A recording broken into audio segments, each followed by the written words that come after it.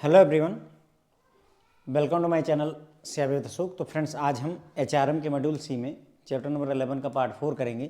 तो देखो, यहाँ पर हम बात कर रहे हैं फ्रेंड्स जो है लर्निंग प्रोसेस के बारे में, और थोड़ा डिटेल में जा रहे हैं चैप्टर नंबर, चूँकि मॉड्यूल सी जो है फ्रेंड्स जो है एचआरएम का ज़्यादा इंपॉर्टेंट हो जाता है, इसलिए हम चैप्टर मतलब जो मॉड्यूल सी है उसको थोड़ा ज़्यादा डिटेल में कवर कर दे रहे हैं। इसलिए 6 पार्ट 5 पार्ट बन जा रहे हैं हर चैप्टर के। लेकिन आगे चल करके और जगहों पर हम थोड़ा शॉर्टकट जरूर लेंगे, लेकिन यहाँ पर जो है चूँकि क्वेश्चंस पूछे जाते हैं इसलिए हमें पढ़ लेना जरूरी है। तो लर्निंग प्रोसेस है, इसमें हम लर्निंग प्रोसेस क्या होती है वो देखेंगे, परसेप्शन क्या होता है, जौहरी विंडो के बारे में देखेंगे, सेल्फ कॉन्सेप्ट के बारे में देखेंगे। तो देखिए, मैस्लो की हायरार्की ऑफ नीड जो थियरी है, Maslow hierarchy of need theory, और दूसरा जौहरी विंडो इक्वली इंपॉर्टेंट है, आप ये समझ लीजिएगा। अगर इसमें से क्वेश्चन पूछना चाहिए तो जरूर से जरूर जौहरी विंडो से पूछना चाहिए, अच्छा क्वेश्चन बनाना है। अगर कंफ्यूज करना है तो बाकी सारे टॉपिक बने हुए हैं, इनसे कंफ्यूज कर सकता है आपको, ठीक है। तो ये लर्निंग प्रोसेस की हम बात करेंगे। लर्निंग क्या होती है उसके बारे में हम पहले ही बात कर चुके हैं। हम लर्निंग प्रोसेस की बात कर रहे हैं। देखो, लर्निंग स्टाइल जो है 3 तरीके की होती है, 3 कैटेगरी में इसे बांटा जा सकते हैं। ऑडिटरी, ऑडियो की बात हो रही है, विजुअल वीडियो की बात हो रही है, और कनेस्थेटिक होता है आपका प्रैक्टिकल, कुछ करके सीखना। ओके, तो ऑडिटरी मतलब आई हियर, विजुअल मतलब आई सी, और कनेस्थेटिक मीन्स होता है आई डू। ओके, तो ये 3 तरीके की लर्निंग हमारे पास होती है, लर्निंग स्टाइल होती है। हर एक के बारे में बात की गई है। देखो, पहले हम बात करेंगे ऑडिटरी के बारे में। तो आई हियर, जो मैं सुनता हूँ उसके हिसाब से मैं लर्न करता हूँ। Learn best through hearing using their years and voices. ठीक है, तो यहाँ लर्न हम कैसे करते हैं, अपने कान का प्रयोग करके, सुन करके। ठीक है, हम अपने कान का प्रयोग करते हैं, अपनी आवाज़ का प्रयोग करके सीखते हैं, उसे बोलते हैं। These learner remember what they hear and remember by talking allowed. क्या याद रखते हैं, जो वो सुनते हैं, और जो मतलब जो है याद रखने के लिए वो क्या करते हैं, बोलते भी हैं। तो बोलना और सुनना, इसीलिए बोल रहा है कि अपनी आवाज़ भी यूज करते हैं और अपने कान भी यूज करते हैं। Like to talk through a concept, enjoy class discussion. तो यहाँ पर कॉन्सेप्ट के बारे में डिस्कस करते हैं, क्लास डिस्कशन, इन सब चीज़ों में इनको मज़ा आता है। कुल मिलाकर के ये लर्निंग जो है, कुल मिलाकर के आवाज़ चाहे सुनो और चाहे बोलो, तो आपको बोलेंगे कि आप ऑडिटरी लर्निंग कर रहे हैं। फिर आता है विजुअल, आई सी, जो चीज़ें मैं देखता हूँ। ठीक है, जब मैंने आपको बताया कि हिमाचल में कौन कौन सी नदियां हैं, उसको उतना ध्यान चढ़ने में नहीं चढ़ेगा जितना कि आप हिमाचल चले जाएं और प्रैक्टिकली देख आएँ कि नदियां कौन कौन सी हैं वहाँ पर। ठीक है, विजुअल में आई सी, तो लर्न बेस्ट थ्रू सीइंग, देखने से सीखते हैं यहाँ पर। These learners remember seeing things written down, जो चीज़ें लिखी हुई हैं उनको देख करके वो याद करते हैं। Enjoy pictures of what is described, जो आप बता रहे हैं उसको अगर एक कोई फोटो दिखाएं तो उससे ज़्यादा अच्छे से याद रखते हैं। लाइक रिटन असाइनमेंट इंस्ट्रक्शन, अगर कोई असाइनमेंट की इंस्ट्रक्शन लिखी गई है, यानी जो लिखा हुआ है, जैसे ये करंट टाइम पे क्या लिखा हुआ है, विजुअल्स हैं, आप देख रहे हैं, तो ये कौन सी लर्निंग चल रही है, कहीं ना कहीं आपकी विजुअल लर्निंग चल रही है। Observe the physical element of the teaching situation, जो टीचिंग सिचुएशन के फिजिकल एलिमेंट है उसको भी ऑब्जर्व करते हैं और उनसे भी हम सीखते हैं। अब ऐसा नहीं है कि केवल विजुअल ही चल रहा है, भाई मैं बोल भी रहा हूँ तो कहीं ना कहीं ऑडिटरी भी चल रहा है, इसके लिए परेशान मत होइएगा। कैनेस्थेटिक होता है आई डू, कोई चीज़ को मैं मतलब प्रैक्टिकली, हम प्रैक्टिकल करके सीखते हैं। Learn best through doing touching, किसी चीज़ को हम करके या छू करके जो है हम अपनी जब सीखते हैं चीज़ों को लर्न करते हैं तो उसे कैनेस्थेटिक बोलते हैं। These learner enjoy acting out A situation, किसी सिचुएशन में एक्ट करके, मतलब स्विम करना है आपको, तैरना है तो आप तैरिए। ठीक है, वही बोल रहा है। Making a product or completing a project, आप कोई प्रोडक्ट बनाते हैं, कोई प्रोजेक्ट कंप्लीट करते हैं। Remember and understanding through doing something, चीज़ों को याद रखते हैं कुछ करके याद रखते हैं, तो उसे बोलते हैं फ्रेंड्स कैनेस्थेटिक। ठीक है, तो ध्यान रखिएगा टर्म के मायने, ऑडिटरी मतलब सुन करके, विजुअल मतलब देख करके, और कैनेस्थेटिक मतलब वर्क करके, मतलब जो है उसको प्रैक्टिकल करके। ठीक है, हम क्या सीखते हैं और हम क्या याद रखते हैं उसके बारे में बताया जा रहा है, और ये थोड़ा प्रैक्टिकल चीज़ है। देखिए, हमारी 5 इंद्रियां होती हैं ना, 5 सेंसेस होती हैं। टेस्ट करना यानी स्वाद लेना, छूना स्पर्श करना, स्मेल करना सूंघना, सुनना और देखना, ठीक है। तो वही पांचों के बारे में बात हो रही है। हम 1% जो है टेस्ट से याद लर्न करते हैं, 1.5% हम टच से याद करते हैं, लर्न करते हैं, 3.5% हमें लर्न होता है थ्रू स्मेल, सूंघ करके, 11% हम सुन करके याद मतलब रिमेंबर लर्न करते हैं, 83% हम देख करके जो है लर्न करते हैं। समझिए आप इस बात को, यानी अगर आपको लर्न करना है तो आपके लिए सबसे बेस्ट ऑप्शन क्या है, किसी चीज़ को देख लेना। फिल्में हमें क्यों याद रहती हैं, है ना, क्योंकि हम उसे देखते हैं विजुअली, है ना। गांधी जी का जीवन वैसे नहीं याद होगा, नेता सुभाष चंद्र जी का जीवन वैसे नहीं याद होगा, भगत सिंह का जीवन बुक से पढ़ करके आपको नहीं याद होगा, लेकिन यदि आप मूवी देख लें तो वो जरूर से जरूर सारी चीज़ें वहाँ पर दिमाग में चढ़ी हुई होती हैं, ठीक है। तो लर्न करने में सबसे बेस्ट तरीका है साइट। हम रिमेंबर क्या रखते हैं, कितना याद रखते हैं, तो हम जो पढ़ते हैं उसको 10% याद रखते हैं, ठीक है। हम जो सुनते हैं 20% याद रखते हैं, हम जो देखते हैं उसका 30% याद रखते हैं, हम जो देखते और सुनते हैं वो 50% याद रहता है, जो हम बोल देते हैं वो 80% याद रहता है, और जो हम से करते हैं और एक्ट कर देते हैं वो 90% याद रहता है। तो रिमेंबर अगर आपको करना है तो उन चीज़ों को बोलिए। जैसे मैं आपको पढ़ाता हूँ तो मेरा जो है रिमेंबरिंग का कहीं ना कहीं यहाँ पर स्थिति है, 80% ऑफ व्हाट बी से, हम जो बोलते हैं उसका 80% हम रिमेंबर कर पाते हैं और एक्ट करते हैं। अगर उसको प्रैक्टिकली इंप्लीमेंट कर लें तो 90% आप याद कर सकेंगे। थोड़ा बहुत ध्यान रखिएगा, बहुत ज़्यादा दिमाग में जोर देने की ज़रूरत नहीं है। देखने से हमें ज़्यादा लर्न होता है, और बोलने से यानी कुछ कहने से और कुछ कर देने से 90% हमें याद रहता है, ठीक है। उसके बाद में इसी चीज़ को जो है आगे ये पिक्चर दिखाई गई है कि साइड से 75%, हियरिंग से 13%, टच से 6%, स्मेल से 3%, टेस्ट से 3%, उतना ज़्यादा मायने रखता है। ऊपर जो हमने बता दिया आपको कहानी वही है, ठीक है। Initially all learning come from perception which are directed to brain by one or more of the 5 senses. 5 sense होती है हमारी, साइट, हियरिंग, टच, स्मेल और टेस्ट, ठीक है। तो इनिशियली जो आपकी लर्निंग होती है, जितनी भी लर्निंग होती है वो कहाँ से आती है, परसेप्शन से आती है। परसेप्शन क्या होता है, अभी एक पूरा टॉपिक है उसको डिस्कस करेंगे। तो which are directed to brain by one or more of the 5 senses, एक या एक से अधिक जो हमारी 5 सेंसेस हैं उनमें से एक या एक से अधिक के द्वारा हमारे जो है ब्रेन में भेजा जाता है डेटा को, ठीक है, तब परसेप्शन बनता है। साइकोलॉजिस्ट बिलीव करते हैं कि लर्निंग तब ज़्यादा अच्छे से होती है जब इन्फॉर्मेशन जो आपके दिमाग में आ रही वो एक से ज़्यादा सेंस से आती है, यानी कि हम सिर्फ एक सेंस से नहीं, 5 सेंस है हमारा, देखना, सुनना, टच करना, तो एक से ज़्यादा सेंस से अगर हमारे पास इन्फॉर्मेशन आती है, जैसे यहाँ पर देखिए हम बोलते हैं तो मुंह से बोल रहे हैं एक तरीके से, और एक्ट करते हैं तो शरीर यूज हो रहा है। इसी तरीके से अगर हम सुनते हैं तो, है ना, उनमें से पांचों में से अगर जो है एक से ज़्यादा सेंस यूज होती है तो आपको ज़्यादा चीज़ें याद रहती हैं। मोस्ट लर्निंग अकर थ्रू साइट, ज़्यादातर चीज़ें आप जो है देख करके सीखते हैं। But the combination of site and hearing, अगर जो है आप देखना और सुनना दोनों एक साथ ले लें तो 88%, अब यहाँ 88% दे रहे हैं देखना और सुनना, यहाँ क्या दे रहे हैं, साइट और हेयरिंग अगर देखें तो ये जो है 94% हो रहा है। तो उसके चक्कर में मत पड़िएगा, कुल मिला करके ये परसेंटेज इतने मायने नहीं रखते, बस ये ध्यान रखें कि हो क्या रहा है, ओके। अब आ जाती है बात परसेप्शन के बारे में, लेकिन उसके पहले एक बार इसको मैं आपको फिर से वॉक थ्रू करा था। तो लर्निंग प्रोसेस में हमने कुल मिलाकर के देखा कि 3 तरीके से हम लर्निंग की 3 स्टाइलें होती हैं। पहला ऑडिटरी, जिसमें हम जो चीज़ें सुनते हैं उसको ध्यान रखते हैं, इसमें अपने कान का और आवाज़ का यूज करते हैं। लर्नर कैसे चीज़ों को रिमेंबर करता है, जो चीज़ें वो सुनता है या जिसके बारे में वो बोलता है, तो इसके लिए वो क्या करते हैं, कॉन्सेप्ट पर चर्चा करते हैं, डिस्कशन करते हैं। विजुअल के केस में क्या होता है, लर्नर वो चीज़ों को ध्यान में रखता है जिन्हें वो देखता है। लर्नर उन चीज़ों को ध्यान रखता है जैसे कुछ अगर लिखा हुआ मिल जाए, रिटन डाउन, जैसे रिटन डाउन है तो इसको याद रखना आसान रहेगा उसके लिए। कोई पिक्चर देख ली, कोई फोटो देख ली, जैसे अभी हमने नीचे आपको फोटो दिखाई, उसको याद रखता है, ठीक है। तो इसमें विजुअल में देख करके, किनेस्थेटिक में आई डू, चीज़ों को प्रैक्टिकली करके हम ज़्यादा ध्यान रखते हैं। तो यहाँ पर लर्नर बेस्ट जो है कब करता है, चीज़ों को डूइंग और टचिंग से, ठीक है। तो किसी चीज़ को प्रैक्टिकली करने से आपको वो चीज़ें ज़्यादा ध्यान रहती हैं। जैसे आपको तैरना है तो किताबें पढ़ करके आप तैर नहीं पाओगे, आपको जहाँ पर भी तालाब में, स्विमिंग पूल में उतरना ही पड़ेगा, ठीक है। तो यहाँ पर लर्नर क्या करता है, किसी सिचुएशन में एक्ट करता है, यानी कि कुछ करने का प्रयास करता है, तो वो किनेस्थेटिक होता है, ठीक है। उसके बाद में हम सीखते कैसे हैं, हम लर्न कैसे करते हैं, तो देखिए 83% हम साइट से यानी देख करके चीज़ों को ज़्यादा लर्न करते हैं, टेस्ट करके हम सबसे कम लर्न करते हैं, ठीक है, फिर टच से, फिर स्मेल से, फिर हेयरिंग से और फिर साइट से। और हम याद कैसे रखते हैं, जो हम पढ़ते हैं उसका 10%। सोचो आप, मैकमिलन की बुक पढ़ के आपको 10% याद रहता है, जो हम सुनते हैं वो 20%। अगर आप सुन रहे हैं तो 20% याद होगा, यानी कि आप हेडफोन लगा लीजिए, मेरा वीडियो मत देखिए, सिर्फ सुनिए तो आपको 20% याद रहेगा। जो आप देखते हैं वो 30% याद रखता है, ठीक है, आप देख रहे हैं। अब जो देख रहे हैं और सुन भी रहे हैं, करंट टाइम पे आप क्या कर रहे हैं, देख रहे हैं और सी कर रहे हैं, तो 50% याद रहेगा।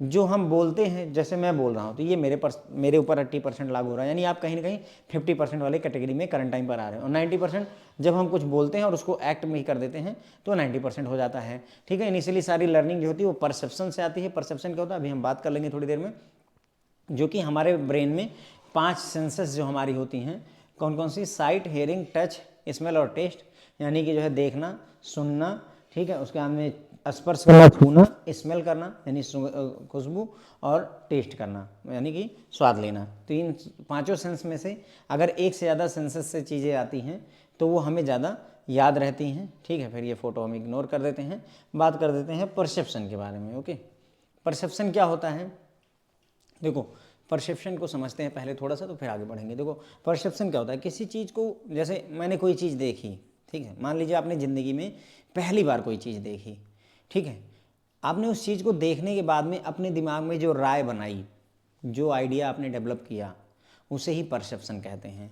मैंने पहली बार किसी चीज़ को देखा अपनी ज़िंदगी में, और उस चीज़ को देखने के बाद मैंने अपने दिमाग में जो आइडियाज़ बनाए, वही फ्रेंड्स परसेप्शन कहलाता है। ओके, क्लियर हो जाती बात। तो जैसे मैंने मान लीजिए कोई जो है मूवी देखी, मान लीजिए, तो जैसे एक फिल्म है, मुझे याद नहीं है, शाहरुख खान की, मैं बहुत छोटा था तो मैंने शाहरुख खान की एक मूवी देखी थी, वो टूटी डोरी चने के खेत में ऐसे करके गाना है उसमें, उसमें शाहरुख खान ने विलन का रोल किया हुआ है, ठीक है।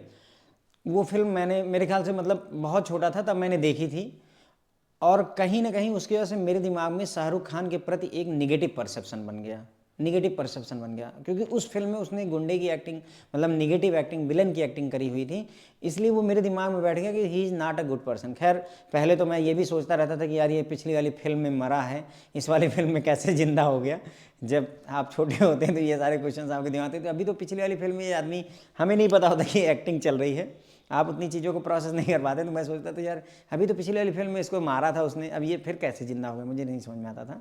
तो उसी तरीके मैंने शाहरुख खान के बारे में एक निगेटिव परसेप्शन बना लिया। उसका असर ये हुआ कि मैं शाहरुख खान की फिल्में कभी पसंद कर ही नहीं पाया, अब जाकर के पसंद आती हैं, अदरवाइज़ कहीं ना कहीं वो दिमाग में बैठ गया। तो पहली बार कोई चीज़ देखी और उसके हिसाब से आपने जो दिमाग में आइडिया बना लिया, वही परसेप्शन होता है किसी चीज़ के बारे में, ठीक है। हमेशा होता है, आप किसी कोई गेस्ट आपके घर में आया, मान लीजिए, ठीक है, पहली बार आया, ठीक है, पहली बार अगर आपका गेस्ट आपके घर में आया हुआ है, 100% बात है आप उसके बारे में कोई ना कोई एक राय बना चुके होंगे, दैट्स परसेप्शन। वही परसेप्शन आपने कर दिया, 100% आपने परसेप्शन सेट कर लिया। आया वो बदतमीज़ है, कैसा है, अच्छा है, बहुत अच्छा स्वभाव है, कोई ना कोई एक व्यक्तिगत राय आप अपने दिमाग में डेवलप करते हैं, और जो राय आपने अपने मन में, ओपिनियन जो आपने बनाई, एक इमेज जो बनाई उस व्यक्ति के बारे में, उस इवेंट के बारे में, वही परसेप्शन कहलाता है। तो मेरे ख्याल से मैंने आपको क्लियर कर दिया, बाकी ये राम कहानी बहुत कुछ बताते रहेंगे। Perception is a process of selecting, organizing, interpreting information in order to make sense of world around us. Information जो भी हमारे मतलब अराउंड में जो दुनिया है उसका हमारे लिए कुछ सेंस बने, इसके लिए हम चीज़ों को सेलेक्ट करते हैं, ऑर्गेनाइज करते हैं, इंटरप्रेट करते हैं, जो भी इन्फॉर्मेशन हमें मिलती है, ताकि उससे हम एक कुछ सेंस निकले, कुछ भाव बने। It is the dynamic and complex way in which individual select information, जिसे स्टिमुली कहते हैं, फ्रॉम द इन्वायरमेंट, ठीक है। तो ये एक जटिल प्रक्रिया है, डायनेमिक प्रक्रिया है, जिसकी सहायता से हम इन्वायरमेंट से इंफॉर्मेशन को सेलेक्ट करते हैं, इंटरप्रेट करते हैं और ट्रांसलेट करते हैं it to so that a meaning is assigned to which will result in pattern of behaviour और थॉट, ठीक है। फिर हम उसको क्या करते हैं, उस इन्फॉर्मेशन को सेलेक्ट करने के बाद में इंटरप्रेट करते हैं, उसे ट्रांसलेट करते हैं, ताकि एक जो है उसको मीनिंग असाइन की जा सके, वो जो जानकारी है उसको एक मीनिंग असाइन की जा सके। तो देखो वही है, आपका एक रिश्तेदार आया हुआ है, आपने उसके बारे में इन्फॉर्मेशन इकट्ठा की, इकट्ठा करके उसको इंटरप्रेट किया और उसको ट्रांसलेट किया, ताकि एक मायने उसको आप असाइन कर सकें, हाँ ये रिश्तेदार बहुत अच्छा है, ठीक है।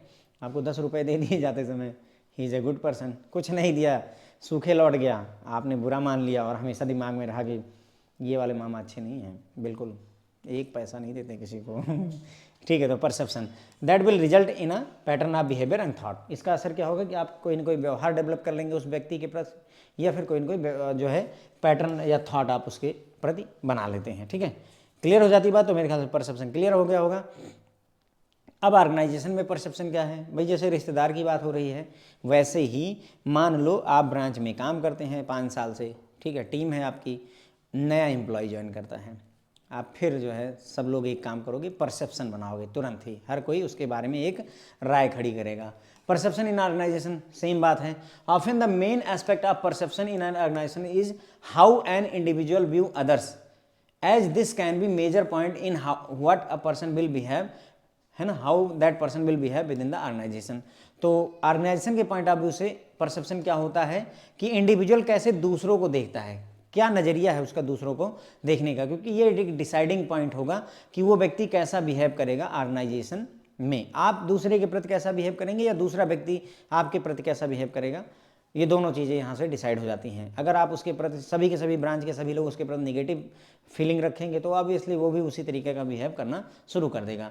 It is also an aspect of how an individual is motivated within an organisation. तो एक ऑर्गेनाइजेशन में कोई व्यक्ति कैसे मोटिवेट होता है उसके बारे में भी कहीं ना कहीं परसेप्शन मायने रखता है। आप देखते होंगे कि कई बार बॉस जो है किसी पर्टिकुलर एम्प्लॉय को बहुत फेवर करते हैं, क्यों करते हैं आपको भी नहीं पता है, वो कहीं ना कहीं उन्होंने उनके बारे में परसेप्शन बनाई हुई है जिसका वो असर हो रहा है। If they preserve people in a certain way, then they may believe they are disliked, not listened to or ignored by this person, and therefore their motivation to do anything will be far smaller। अगर किसी व्यक्ति को ये लगता है कि उसको पसंद नहीं किया जा रहा है, उसकी बातें नहीं सुनी जाती हैं, उसको इग्नोर किया जा रहा है, तो उसकी वजह से उसका मोटिवेशन जो है बहुत बेकार हो जाएगा, उसको अच्छा नहीं लगेगा। मैंने नई कंपनी ज्वाइन की, मैंने नई टीम ज्वाइन की और सब लोग वहाँ पर मुझे निगेटिवली अगर ट्रीट कर रहे हैं, सब आपस में बिजी हैं, मुझे इग्नोर कर रहे हैं, तो मुझे बुरा लगेगा, मेरा मोटिवेशन घट जाएगा।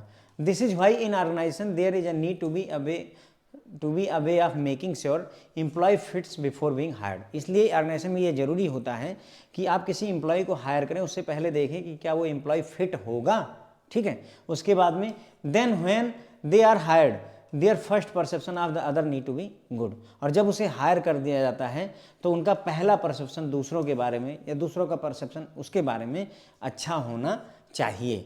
इसीलिए to achieve a good first impression, इसीलिए बोलते हैं first impression is the best impression. First impression क्या है, आपका परसेप्शन। पहली बार जब आप जा रहे हैं, सूट बूट कपड़ा धारण किए हुए हैं, परसेप्शन अच्छा बनता है, भले ही कुछ हो या ना हो ठीक है। तो फर्स्ट इंप्रेशन जो है बनाने के लिए companies will often introduce new employees and current employees in a way which shows of key skills, highlight the importance of these people to the team. तो इसलिए कंपनियां क्या करती हैं, अपने नए एम्प्लॉय को और करंट एम्प्लॉय को इस तरीके से इंट्रोड्यूस करती हैं ताकि उनकी जो है कुछ स्किल्स दिखाई जा सके और उनकी इंपॉर्टेंस, जो नए एम्प्लॉय हैं उनकी इंपॉर्टेंस को हाईलाइट किया जा सके कि टीम में ये क्या योगदान करने वाले हैं। जैसा लोग बोलते नहीं, नए एमडी ज्वाइन करते हैं तो उसको इंट्रोड्यूस कैसे किया जाता है कि इन्होंने किसी बैंक में ऐसे ऐसे काम किया हुआ है, अच्छा परफॉर्मेंस दिया हुआ है, and we are hoping for the same here, ठीक है। Perception are build around positive instead of negative, ठीक है।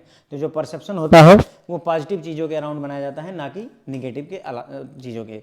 The perception process is how organisation को विद द अफॉर्मेंशन, मतलब ऊपर की जो बातें की गई हैं उसी से ही पता चलता है कि हाँ जो है परसेप्शन प्रोसेस से, मतलब जो प्रॉब्लम्स है कि हमारे नए एम्प्लॉय के बारे में नेगेटिव कमेंट ना बने, नेगेटिव राय ना बने, नेगेटिव परसेप्शन ना बने, उस सब को यहाँ पर देखा जाता है। परसेप्शन प्रोसेस की अगर हम बात करें उसमें 4-5 स्टेप्स होते हैं, 4-5 स्टेप्स हैं, यही है ना। देखिए कौन कौन से परसेप्शन प्रोसेस है आपके सामने मौके पर, ठीक है।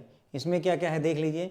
रिसीविंग स्टिमुली, स्टिमुलाई क्या होता है मैंने आपको बताया था फ्रेंड्स। स्टिमुली वही जब घंटी बजाई जाती है तो कुत्ता जो है खाना खाने आ जाता है, दैट इज स्टिमुलाई। तो रिसीविंग स्टिमुली यानी picking up external and internal factors, हम एक्सटर्नल और इंटरनल जो जानकारियाँ फैक्टर्स उनको पिक करते हैं।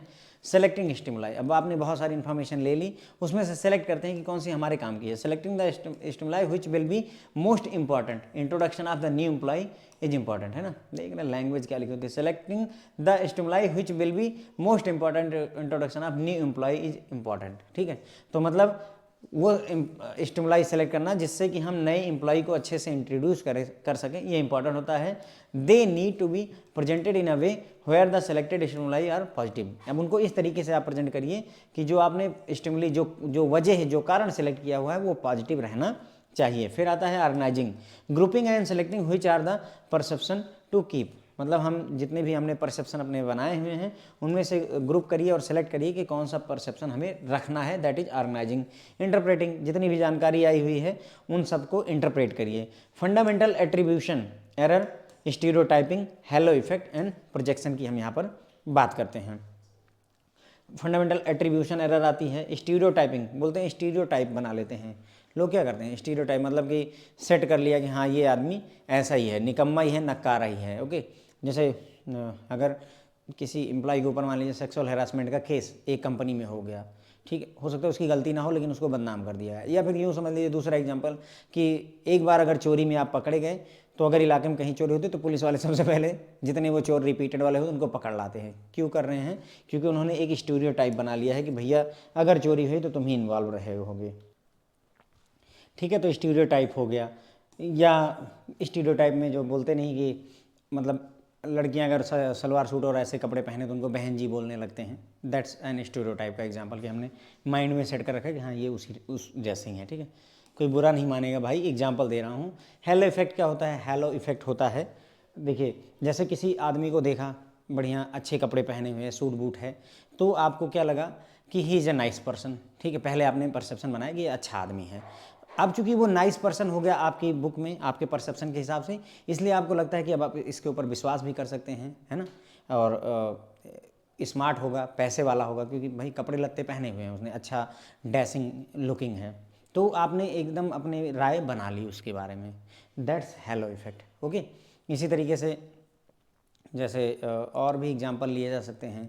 मान लीजिए कोई व्यक्ति है, वो बढ़िया सूट बूट, घड़ी, कार, ये वो लेकर के आया, भले ही वो सब कुछ उधार का हो, लेकिन आपने कहीं ना कहीं अपने दिमाग में एक इमेज बना ली कि he is a very nice person and trustworthy. तो हेलो इफेक्ट यही कहता है कि जब आप किसी के बारे में एक राय बना लेते हैं तो उसके बारे में और भी चीज़ें, पॉजिटिव अगर राय बनाएंगे तो पॉजिटिव ही चीज़ें सोचते हैं, अगर निगेटिव राय बनाते हैं तो निगेटिव ही सोचते हैं। ये हेलो इफेक्ट ही है जिसमें आप ठगे जाते हैं। ठगे कैसे जाते हैं? जैसे आपको किसी, मान लीजिए किसी लड़की को आपने देखा, ठीक है, आपको लगा कि हर चीज़ ओके है, इसलिए आपने उसको एक अच्छी गर्ल की कैटेगरी में रख दिया उठा करके, और उसके ऊपर फिर अब नाइस गर्ल में रख दिया तो उसके ऊपर ट्रस्ट और सारी चीज़ें आपने कर ली, बाद में ठग लिए गए। क्यों? क्योंकि आपने जब ये सोच लिया कि ये लड़की नाइस है, इसलिए आपने ट्रस्ट वगैरह और भी चीज़ें उसके ऊपर उसी पॉजिटिव वे में ही ले लिया। जबकि लुक पर मत जाइए, बोलते नहीं कि डोंट जज the book by its cover, केवल कवर देख करके मत सोचिए कि जो है अंदर में क्या होगा, है ना। बहुत सारे ब्रांड हैं जिनके नाम बड़े और दर्शन छोटे हैं, आप उन ब्रांड की चीज़ें ले लीजिए, बाद में पता चलता है कि नाम ही नाम है, अंदर में कुछ, अंदर सब खोखला ही है। ये भी कहीं ना कहीं हेलो इफेक्ट का है। हमने क्यों उस ब्रांड की चीज़ को क्यों खरीदा? क्योंकि भाई हमने सुना हुआ है कि भाई ये ब्रांड है, जैसे लुइस विटान वगैरह हो गए, गुची वगैरह हो गए, इनके बेल्ट आते हैं 34-34 हज़ार रुपये, 35-35 हज़ार रुपये के बेल्ट। आप सोचिए क्या ही है ना। अब लेकिन अगर आप बेल्ट ले लीजिए और वो उस 34-35 हज़ार के लायक ना हो, तो कहीं ना कहीं आपके साथ हेलो इफेक्ट का असर आ चुका है कि मतलब आपने उस सोचा कि सब जानते हैं कि उसका ब्रांड अच्छा है, मतलब लुइस विटान ब्रांड अच्छा है, इसलिए आप भी ब्रांड पर विश्वास कर गए, ब्रांड को अच्छा मान बैठे, मान करके उस पर विश्वास कर लिया और फिर धोखा खा गए, काइंड ऑफ दैट। तो हेलो इफेक्ट है, लेकिन जरूरी नहीं कि धोखा खाए। हेलो इफेक्ट का मतलब आप किसी चीज़ के बारे में अगर पॉजिटिव एटीट्यूड बनाते हैं तो उसके बारे में हर चीज़ पॉजिटिव ही सोचते चले जाते हैं, ये चीज़ है। ओके, तो ये इंटरप्रिटेशन का काम हो गया। रिस्पॉन्स की अगर बात करें, the perception is then turn into attitude response. अब इतनी सारी चीज़ें आपने परसेप्शन बना ली, तो उस परसेप्शन को आप क्या करते हैं, एटीट्यूड में, मोटिवेशन में, फीलिंग में या बिलीफ में कन्वर्ट कर देते हैं, which change in the behaviour of individual, जिसकी वजह से आपका बिहेवियर चेंज हो जाता है। राइट, आप मतलब थोड़ा अलग व्यवहार करना शुरू कर देंगे। जैसे मैं बैंक में गया, ठीक है, मतलब स्टार्टिंग के डेज में, मान लीजिए एक अच्छा कस्टमर है, ठीक है, उसने अभी भी खाता खोला हुआ है, उसके खाते में मान लेते हैं कि 25 हज़ार रुपये हैं, ठीक है, वो बैंक गया, लोगों ने उसको मतलब ठीक है 25,000 हैं तो आओ, कौन सी जनधन वाले भी इतना रखते हैं, कोई दिक्कत नहीं है। आप गए आए आराम से, खाता खोला, खाता खोलने में परेशानी हो रही है, मैं प्राइवेट बैंक की बात कर रहा हूँ, मैं सरकारी बैंकों की बात नहीं कर रहा हूँ। तो खाता खोला आपने, अब प्राइवेट वाले भी सिखाए पड़े हैं कि सर ये कागज़ लगेगा, वो कागज़ लगेगा, हम वेरीफाई करेंगे, ये वो, ठीक है चलो कोई बात नहीं, सारी फॉर्मेलिटी उसने करी, पूरा करवा दिया। उसके बाद पता चल रहा है कि उसके खाते में हर महीने जो है 5 लाख रुपए आ रहे हैं। चलो ठीक है, अभी आपने शुरू में देखा कि पता चला कि जो है 5 लाख आ रहा है, अगले महीने 10 लाख हो गए, फिर 15 लाख हो गए, फिर 20 लाख रुपए हो गए। अब जो है जब 20 लाख रुपए हो गए तो आपका कहीं ना कहीं परसेप्शन उस व्यक्ति के बारे में बदलना शुरू हुआ। क्यों? अभी जिसको आपने इतना टॉर्चर किया था कि भाई ये जांच होगी, वो जांच होगी, क्यों? क्योंकि भाई ये वो कस्टमर कहीं ना कहीं जो है आपकी लेवल पर आ रहा है, ठीक है। फिर धीरे धीरे पता चला कि उसके जो है 6-7 महीने या 1 साल के अंदर में उसके खाते में 70-80 लाख रुपए हो गए। अब भाई साहब देखिए, अब क्या होगा आपका परसेप्शन, ठीक है। तो ये चीज़ें, रिस्पांस आपका बदल गया। देखिए यही मैं कह रहा हूँ कि आपने बिहेवियर में चेंजेस लाते जाएंगे, जैसे जैसे ये होता जाएगा वैसे वैसे चेंजेस। अब सोचो पता चलता है कि 4-5 साल में उसके खाते में 2 करोड़ रुपए हो गए, भाई साहब पूछिए ना, आप और ज़्यादा उसको रिस्पेक्ट देंगे। अब पता चल रहा है कि मैनेजर खुद ही कुर्सी छोड़ करके आकर के उसको डील कर रहे हैं, नहीं तो पहले वही कस्टमर जाता था, पूछता था ऐसे ऐसे भरो, तुम्हें कुछ आइडिया नहीं है क्या, चीज़ें तुम्हें पता होना चाहिए सब ठीक है ये मैं प्राइवेट बैंक की बात कर रहा हूँ, अपने दोस्तों की बात नहीं कर रहा हूँ, ओके, कोई ऑफेंड नहीं फील करेगा। चलिए, तो ये था फ्रेंड्स जो है परसेप्शन के बारे में मैंने आपको पूरी कहानी समझाई, अच्छे से समझाया है, थोड़ा सा समय भले ही लग गया लेकिन चीज़ें समझ में आई हैं, ठीक है। तो परसेप्शन वो प्रक्रिया होती है जिसमें हम अपने एनवायरनमेंट की इन्फॉर्मेशन को सेलेक्ट करते हैं, ऑर्गेनाइज करते हैं, इंटरप्रेट करते हैं, ताकि हमारे आसपास की जो दुनिया हमारे लिए सेंस बनाने लगे। उसके बाद में ये डायनेमिक और कठिन प्रक्रिया होती है जिसमें हम इन्फॉर्मेशन इन्वायरमेंट से लेते हैं, उसको इंटरप्रेट करते हैं, फिर उसको मायने असाइन करते हैं ताकि उसी हिसाब से अपना एक बिहेवियर और थॉट का एक पैटर्न डेवलप कर सकें। परसेप्शन ऑर्गेनाइजेशन में भी मायने रखती है, क्योंकि यहाँ पर क्या होता है कि नए नए एम्प्लॉय आते हैं तो उनके बारे में परसेप्शन अच्छा होना चाहिए। तो मेन एस्पेक्ट परसेप्शन ऑर्गेनाइजेशन में होता है कि कैसे इंडिविजुअल दूसरे को देखता है, ठीक है। क्योंकि अगर जैसा आपका परसेप्शन दूसरे के बारे में होगा उसी हिसाब से आप उसके साथ बिहेवियर करते हैं। और ये भी इंडिविजुअल कैसे मोटिवेटेड फील करता है ऑर्गेनाइजेशन में, उसके बारे में भी परसेप्शन कहीं ना कहीं मायने रखता है। अगर आपको लगता है कि भाई जो है हमको इग्नोर किया जा रहा है, हमारा कोई सुनता ही नहीं है, ठीक है, हमें कोई पसंद नहीं करता, अगर ये सारी चीज़ें होंगी आपके साथ में तो आप मोटिवेटेड नहीं फील करेंगे। इसीलिए ऑर्गेनाइजेशन में कोशिश ये की जाती है कि किसी एम्प्लॉय को हायर करने से पहले देखा जाता है कि क्या वो एम्प्लॉय हमारे ऑर्गेनाइजेशन में फिट होगा, और यदि वो फिट हो जाता है तो उसके बाद में उसका फर्स्ट इंप्रेशन कैसा रहेगा दूसरों के बारे में भी देखा जाता है। इसीलिए अच्छा फर्स्ट इंप्रेशन बनाने के लिए, अच्छा परसेप्शन बनाने के लिए कोशिश ये की जाती है कंपनियों में कि नए एम्प्लॉय को और करंट एम्प्लॉय को ऐसी सिचुएशन में मिलाया जाए, ऐसी परिस्थिति में मिलाया जाए ताकि वो जो है अपना टैलेंट वगैरह दिखा सके।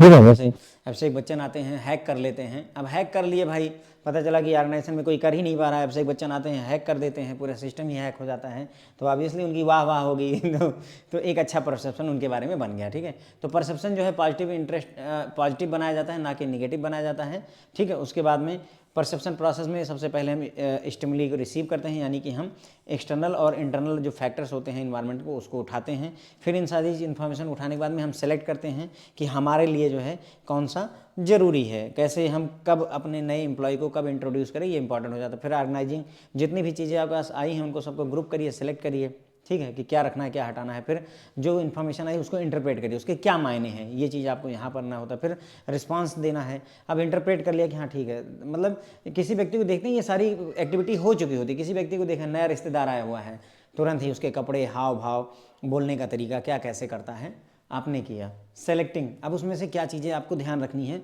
वो आपने तुरंत ही पकड़ा, ऑर्गेनाइज किया, ग्रुप में मारा, ठीक है ऐसे ऐसे करता है। उसके बाद इंटरप्रेट किया है, ठीक है ये अच्छा है हमारे लिए, ये गड़बड़ है वो गड़बड़ है। फिर उसी हिसाब से आप अपना डिसाइड करते हैं कि मुझे कैसा व्यवहार सामने वाले के साथ करना है, ठीक है ना। उसके बाद में आ जाते हैं आगे अदर लर्निंग कॉन्सेप्ट में।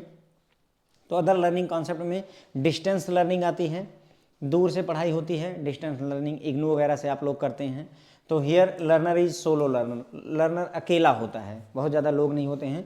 इग्नू से अगर आप पत्राचार से है ना, डिस्टेंस लर्निंग से अगर आप जो है मान लीजिए MBA वगैरह कर रहे हैं तो आप अकेले जो है सारा डॉक्यूमेंट्स वगैरह आपके पास आ जाएगा, किताबें आ जाएंगी, आप वहाँ पे पढ़ते हैं distance learning. And the delivery system is through hardware, आपको जो चीज़ें डिलीवर की जाती हैं हार्डवेयर के थ्रू, आपको पेन ड्राइव मिल जाएगी, आपको बुक्स मिल जाएंगी, उनकी सहायता से आपको पढ़ाया जाता है। ओपन लर्निंग खुली लर्निंग है, हम खुद ही डिसाइड कर रहे हैं कितना पढ़ना है कब पढ़ना है। This leaves the learner with the choice about learning goal, sequence and depth, process and level of involvement and has unrestricted access. तो इसमें ये डिसाइड करने का लर्नर खुद डिसाइड करता है कि उसे क्या लर्न करना है, किस ऑर्डर में करना है, किस गहराई में पढ़ना है, कैसे पढ़ना है, वो सारी चीज़ें ओपन लर्निंग में आपको खुला छूट दे रखी होती है।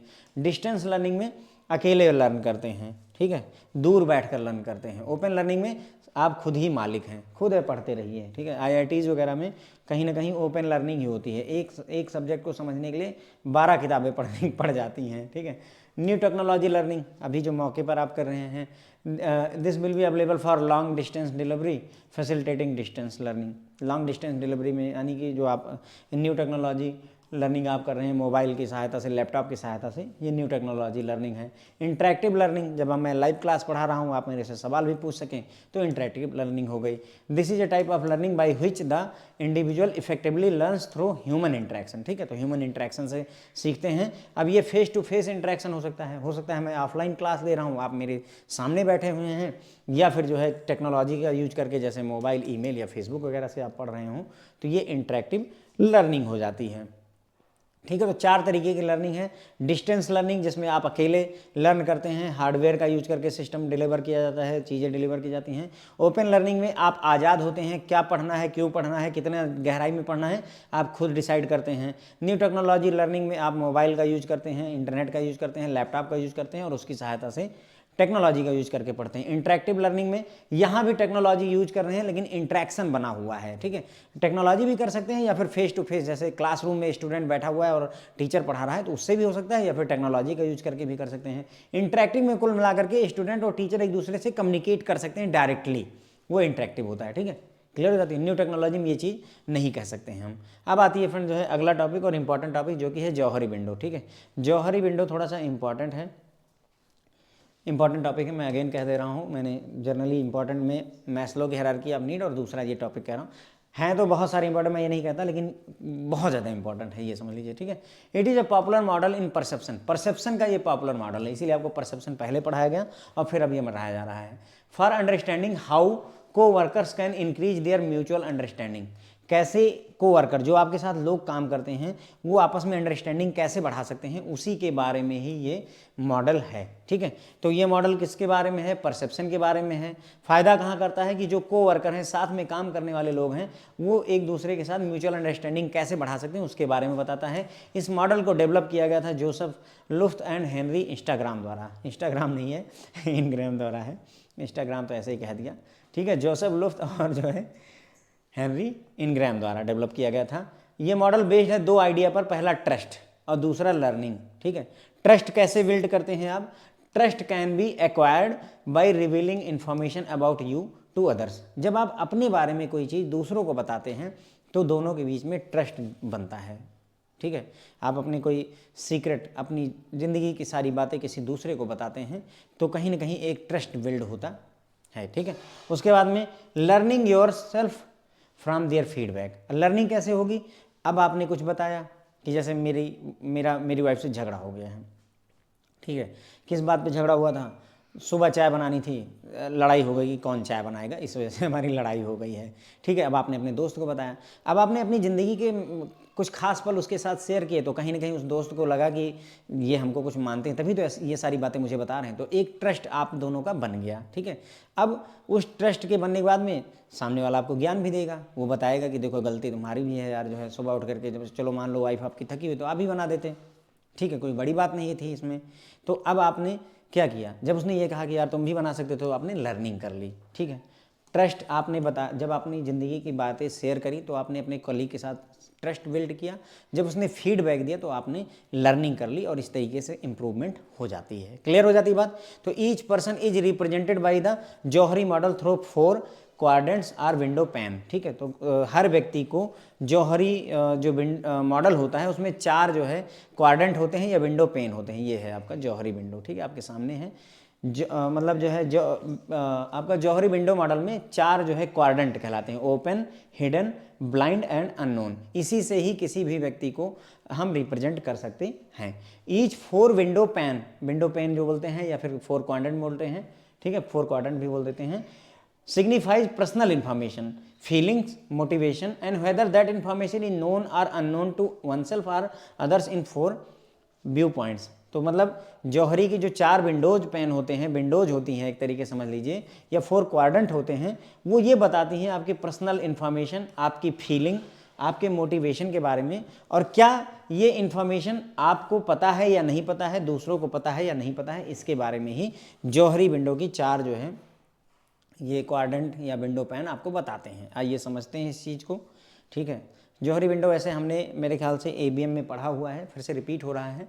तो जौहरी विंडो में ओपन एरिया है, ये होता है फ्रेंड्स जो है नोन टू सेल्फ, आपको पता है, नोन टू अदर, यानी ऐसी गुण आपके जो आपको पता है और दूसरों को पता है, तो वो आपका ओपन एरिया में आता है। ठीक है, उसके बाद में ये नोन टू अदर्स, ये क्या है, यहाँ पर दूसरों को पता है और आपको नहीं पता है, दूसरे जानते हैं आप नहीं जानते हो, तो ब्लाइंड है, आप अंधे हो, कुल मिलाकर के ऐसे समझ लो, नाराज मत होइएगा, ब्लाइंड हो, आप अंधे हो यार, आपको पता ही नहीं है आपके अंदर क्या बुराई है, दूसरों को पता है। छोटी छोटी बात पे आपको गुस्सा आ जाता है, आपको ये बात नहीं पता है, दूसरा जानता है कि अभी जैसे ही ये नाम लेंगे तुरंत ही चिल्लाना शुरू कर देगा। ठीक है, तो दैट मीन्स ये ब्लाइंड एरिया हो गया। आपको भी पता है, दूसरों को पता है, सिगरेट पीते हो, तुम्हें पता है सिगरेट पीते हो, आपके जितने कलीग को वर्कर्स हैं उनको भी पता है सिगरेट पीते हो, दैट्स ओपन एरिया। क्लियर हो जाती बात। यहाँ पर ब्लाइंड एरिया है, छुप छुप के दारू पीते हो ठीक है तो ये हिडन में आ जाएगा, यानी कि आप क्या कर रहे हो, नोन टू सेल्फ, मुझे पता है लेकिन दूसरों को नहीं पता है, मुझे पता है दूसरों को नहीं पता है, मैं दारू पीता हूँ, चुपचाप से पैक बनाता हूँ, पी जाता हूँ, तो ये हिडन एरिया हो गया। मुझे पता है और दूसरों से छिपा के रखा हुआ है, दूसरों को नहीं जाने देता, छिपा हुआ है मामला, मैं दारू पीता हूँ, मुझे ही पता है, दैट्स हिडन एरिया। ठीक है, हिडन हो गया, मुझे पता है दूसरों को नहीं पता है, तो हाइड कर दिया मैंने, दूसरों से हाइड किया तो हिडन हो गया। क्लियर, दूसरों को पता है और मुझे नहीं पता है, मैं अंधा हूँ, मुझे नहीं पता है और दूसरे जान रहे हैं, हे भगवान, मेरे घर में सोना रखा हुआ है, सोना गड़ा हुआ है, ठीक है, और मुझे नहीं पता, दुनिया पूरी जानती है कि उसके घर में सोना है, मैं अंधा ही तो हूँ, ब्लाइंड ही तो हूँ, मैं बस केवल ये कह रहा हूँ ताकि आपको याद हो जाए फ्रेंड्स। ओके, अननोन, ना आपको पता है ना पड़ोसियों को पता है। जैसे मान लीजिए आपको एक ही किडनी है ठीक है हंसने के लिए बता रहा हूँ, आप मान लीजिए आपको एक किडनी है, लेकिन आपने कभी अल्ट्रासाउंड नहीं करवाया हुआ है, तो ना आपको पता है कि आपको एक किडनी है और ना दूसरों को पता है कि आपको एक किडनी है, so it is unknown area.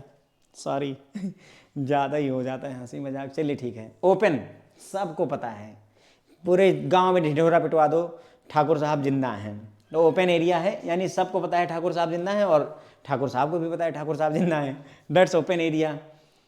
अंधे हैं ठाकुर साहब, आर यू ब्लाइंड, क्या आप अंधे हैं, मतलब दुनिया को पता है लेकिन ठाकुर साहब को नहीं पता है, वो ब्लाइंड एरिया हो गया।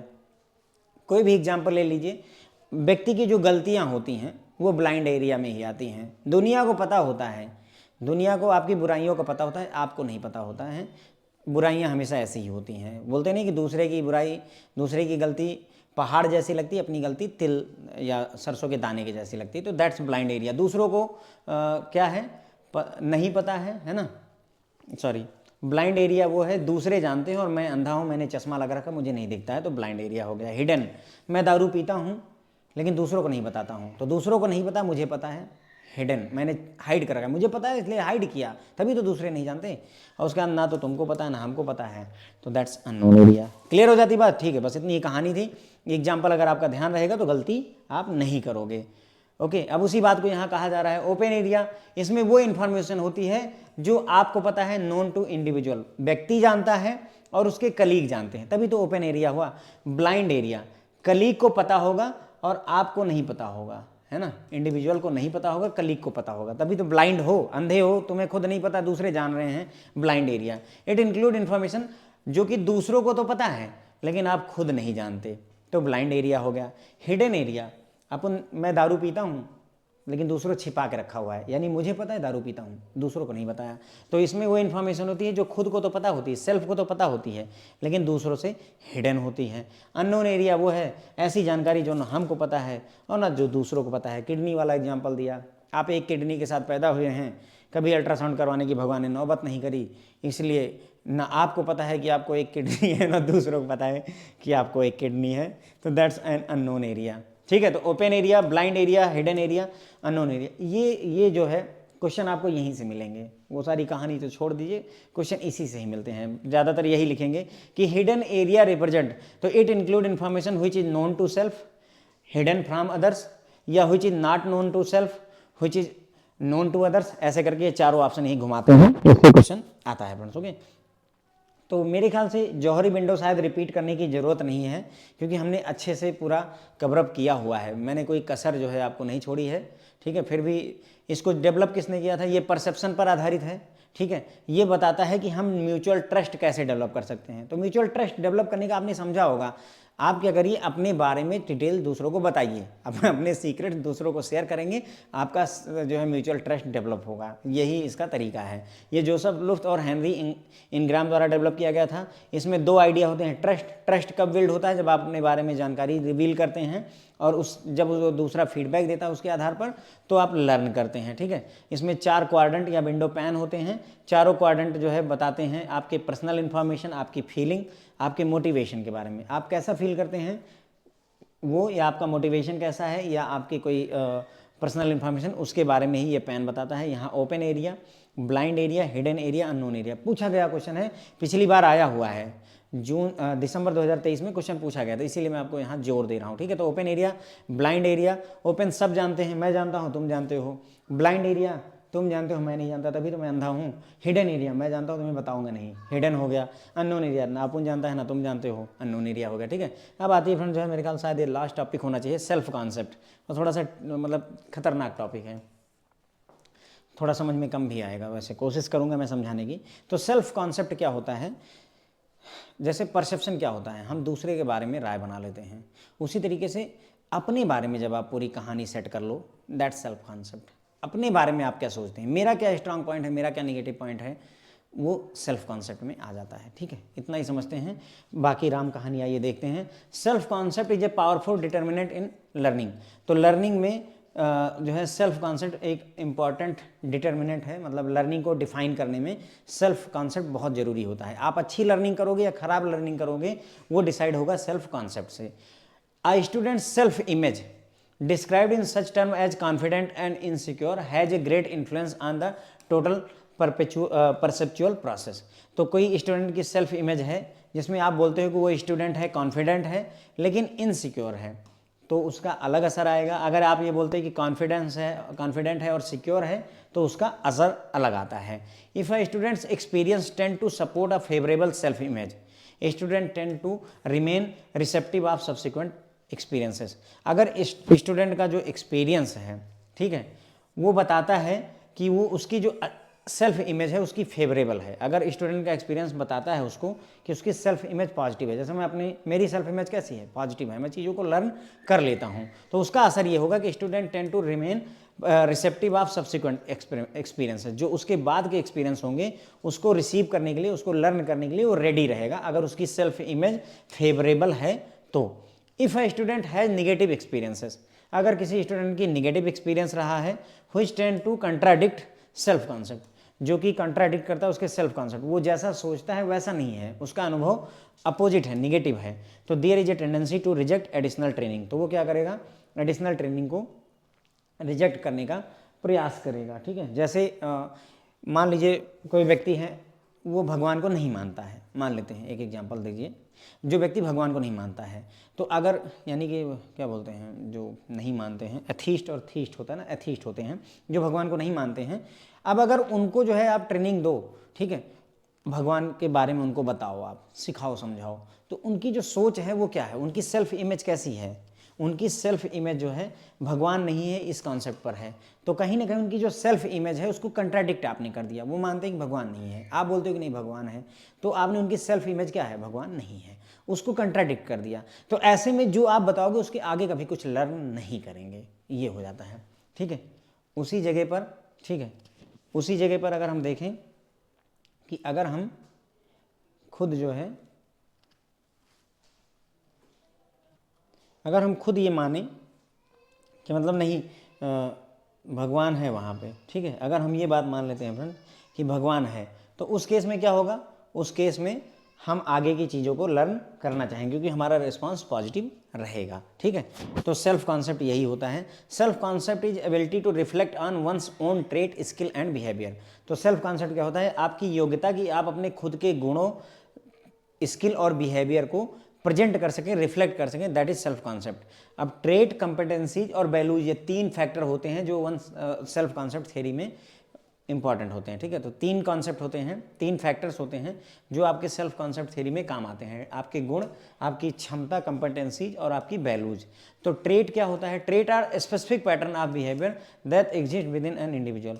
किसी इंडिविजुअल व्यक्ति में जो एक स्पेसिफिक पैटर्न होता है, जैसे गुण होता है, बहुत मीठा बोलते हैं, ये आपका गुण है, आपका ट्रेट है। तो वही बोल रहे हैं कि ट्रेट एक स्पेसिफिक पैटर्न ऑफ बिहेवियर होता है जो इंडिविजुअल के अंदर एग्जिस्ट करता है। These trait lead to the idea that other people will view an individual based on these repetitive trait behaviour. और ये जो गुण होते हैं वो इस आइडिया को लीड करते हैं कि अगर भाई देखो किसी का व्यवहार अच्छा है, कोई मृदुभाषी है, अच्छा बोलने वाला है, तो वो व्यक्ति यही मानकर चलेगा कि हाँ हमारा अच्छा व्यवहार जो है सबके साथ में काम आएगा, हम हमेशा अच्छा बोलते हैं, इसलिए लोग हमें यही मानकर चलेंगे हम अच्छा बोलते हैं। So for example, behaviour of a child was viewed by his father as a lazy. अब इसका एग्जाम्पल उन्होंने दिया ट्रेट का कि एक पिता हैं, उन्होंने देखा कि उनके बच्चे का बिहेवियर लेजी है, चाइल्ड का बिहेवियर कैसा है? लेजी है, ऐसा उनके पिताजी को लगा। Which impacted his self concept of exactly who he was as a person. जिसने क्या किया? उसके सेल्फ कॉन्सेप्ट को इम्पैक्ट कर दिया। किसके? व्यक्ति को। जो लड़का है उसके सेल्फ कॉन्सेप्ट को उसने इम्पैक्ट कर दिया, प्रभावित कर दिया। क्योंकि आपके पिताजी बोलते हैं ना, जब बोल देते हैं यार ये तो बहुत लापरवाह आदमी है, इसीलिए बोलते हैं ना कि बच्चों के सामने नहीं बोलना चाहिए। बच्चा आपका शरारती है फिर भी उसके सामने हम नहीं बोलना चाहते कि ये तो बहुत शैतान है, बहुत शरारती है, हम नहीं बोलते। क्यों नहीं बोलते हैं? क्योंकि कहीं ना कहीं उसके आप सेल्फ कॉन्सेप्ट को प्रभावित करने की कोशिश करेंगे और फिर वो ये मान लेगा कि जब आप मुझे हमेशा बुरा ही कहते हैं तो मैं बुरा ही बन जाता हूँ, ये बात हो जाती ना। तो ही बोल रहे हैं कि एक पिता को लगता है कि उसका जो बच्चा है वो लेजी है, ठीक है, ऐसा लगता है, तो उसकी वजह से उसका सेल्फ कॉन्सेप्ट जो है प्रभावित हो गया। वो exactly who he was as a person, उसमें प्रभाव आ गया। रियलिटी में his pattern of behaviour consisted of not partaking any activities because he was afraid of father's criticism. लेकिन असलियत में क्या था कि वो किसी भी एक्टिविटी में भाग इसलिए नहीं लेता था क्योंकि वो डरता था अपने पिता से कि उसके पिताजी जो है मैं कुछ भी करूँगा उसमें मुझे बुरा भला सुनाएंगे ही, इसलिए वो किसी भी एक्टिविटी में पार्टिसिपेट नहीं करता था। तो होता क्या है, जैसे मेरी ही प्रॉब्लम है, मैं कोई भी इलेक्ट्रॉनिक सामान अगर छू लूँ तो वो ख़राब ही हो जाना है, बिना जो है दुकान पर गए ठीक नहीं होता है। इसलिए मैं भी डरने लगा था। 1-2 सामान मैंने ख़राब किया, उसके बाद मैंने छूना ही बंद कर दिया। भैया मैंने नहीं छूना, ना टीवी छूँगा, ना रेडियो छूँगा, ना साउंड सिस्टम छूँगा। पता चला कि मैं छूता हूँ उसके बाद वो ख़राब हो जाता है, इसलिए मैंने टच करना बंद कर दिया। तो ऐसा नहीं कि मुझे साउंड म्यूजिक का शौक़ नहीं है, लेकिन मैं डरता हूँ, वही वाली बात है। तो यहाँ क्या हुआ कि बच्चा जो है अपने पिताजी के जो है डर से कुछ जो है मतलब क्रिटिसिज्म की वजह से कुछ करना नहीं चाहता था। पिताजी को लगता था कि वो लापरवाह है। एज ही गॉट ओल्डर, जैसे जैसे वो बड़ा हुआ, he realise that he wasn't lazy just scared of his dad. जब वो बड़ा हुआ, अब पिताजी का खौफ थोड़ा कम हुआ, वो थोड़ा बड़ा हुआ, तो उसको पता चला कि वो लेजी नहीं था बल्कि वो अपने पिताजी से डरता था। ठीक है, तो ये है आपका ट्रेट वाली बात, गुण की। Second factor of self concept is competency. दूसरा फैक्टर है कंपेटेंसी, मतलब आपके अंदर कौन कौन सी स्किल हैं फ्रेंड्स, वो आपकी कंपेटेंसीज कहलाता है। This is where an individual grow to understand what skills, ability and knowledge they have in an organisational environment. तो मतलब कंपेटेंसी से आप ये जानते हो कि आपके पास में क्या स्किल हैं, क्या योग्यता है, क्या नॉलेज है।